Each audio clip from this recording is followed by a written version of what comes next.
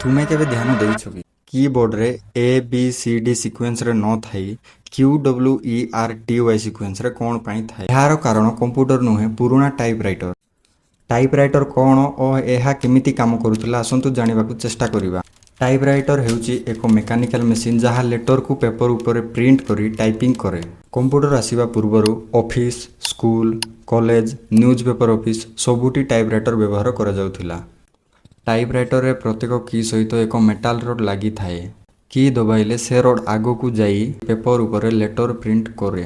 किंतु प्रॉब्लम होउथिला लोके जल्दी जल्दी बा फास्ट टाइपिंग कले पाखापाखी लेटर्स रो रोड एकाठी लगी जाम ही जाउथिला। तापरे इंजीनियर्स माने एक स्मार्ट आइडिया देले। से माने अधिक व्यवहृत होउथिबा लेटर गुडी को दूरे दूरे रखी देले जहा फल टाइपिंग स्पीड टिके कंट्रोल होबो और रोड जाम होबोनी। एही नुआ लेआउट रो प्रथम 6 लेटर होउची QWERTY।